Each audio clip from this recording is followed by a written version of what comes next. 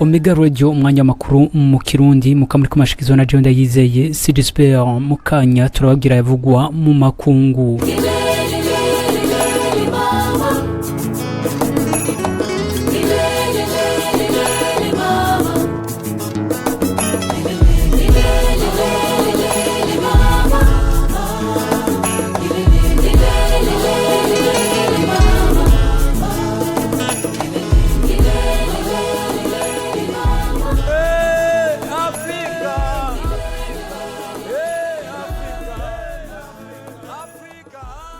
Amakuru yacu yo makungu tuyahire ku mugabane wa Afrika.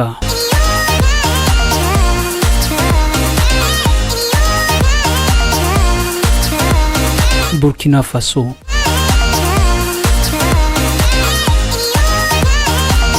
Abasirikare baba canke barenga 10 ni bahitanywe n'igitero cabihevye mu buraruko bwa Burkina Faso, abandi barabugurengero. Iki gitero ikaba cabaye ku munsi wejo kigigwa ku kirindiro c'abasoda cikutugu intara ya Somme nkuko menyeshwa n'ibiro bikuru bya gisirikare by'ico gihugu mwitangazo yaraye ashikirije aho yegeka kino gitero ku ntagondwa z'aba jihadiste. Iki gitigiri c'abasirikare bapfuye kikaba kije gisumba igitigiri citwa ko ari co kinini gushika ubu c'abasoda 12 biciwe Sumbu muri yo ntara nyene ya Somme muri Kigarama mu mwaka wa 2016 bahitanywe n'igitero c'inkozi z'ikibi igeza tera ziri mu miduga y'ubwoko bwa pick-up n'amahonda. Ikirindiro c'abasirikare cari ku birometero 30 uva mu gihugu ca Mali.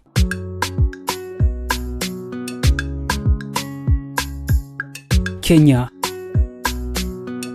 Hari ingenzi iva mu gihugu ca Espagne iri mu ibohero mu gihugu ca Kenya yagirizwa kuba yambaye umuringa ukozwe mu menyo y'inzovu. Maria Peach Aguilera afise imyaka 50 y'amavuko akaba yafatiwe ku kibuga c'indege ci Nairobi ku Imana agasabwa kuriha ihadabu ryo miliyoni w'amashiringi angana n'ibihumbi 8,500 vy'ama euro canke agahitamwo guhanishwa umunyororo w'amezi 12 kubwo gutunga umuringa ukoze mu menyo y'inzovu atarosha bifitiye. Hagati aho hakaba hari haciye imisi 4 hari yindi ngenzi iva mu gihugu c'Ufaransa yaruga gufatwa yagirizwa ico caha nyene. Ibihano nk'ibi ngo bikaba bigamije guca intege no kugwanya abandanya guhonya ibikoko.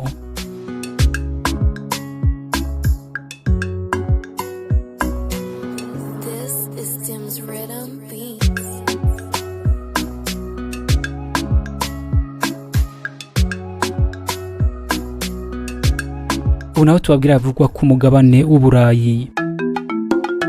Ubutaliyano. Umushikiranganje wa mbere w'Ubutaliyano aramenyesha ko ashobora gutanga imihoho inyuma y'ikiganira aheruka kugiranira n'abashinga amateka. Umushikiranganje Giuseppe Conte akaba yabishikirije ku munsi wejo mu kurindira ingingo y'inama nkinguza amateka aho yavugiye ijambo rikomeye rivuga nabi Matteo Salvini, umushikiranganje w'intwaro yo hagati w'Ubutaliyano. Amakuru yacu yo hanze tuyerangirize ku mugabane wa Amerika.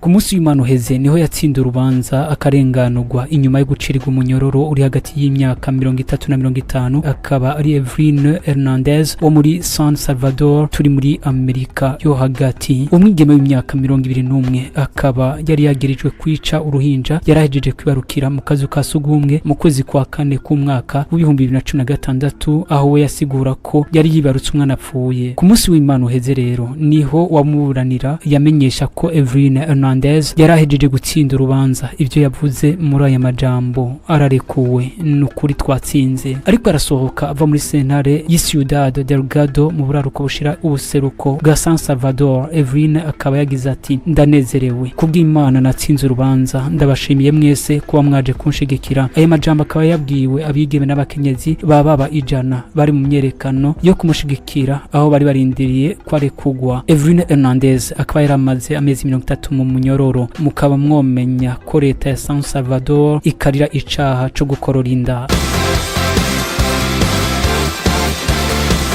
Chuti bagenzi bigano bya Omega Radio na cacane mwebwe mwese mwariko murakurikana amakuru yacu muri migwi Kirundi. Amakuru yacu no munsi arangiriye ngaha. Sidisper Ndayizeye nije nagushikirije, ariko reka nshimire bagenzanje bamfashije kuyatororokanya aho novuga Mediatrice niyo mungere na Gilbert Cengira kunda gushima nawe wayakurikiranye. Imana ije guhumeka turosore mu yandi makuru yacu yo hanyuma naho ubutaha mwibereho.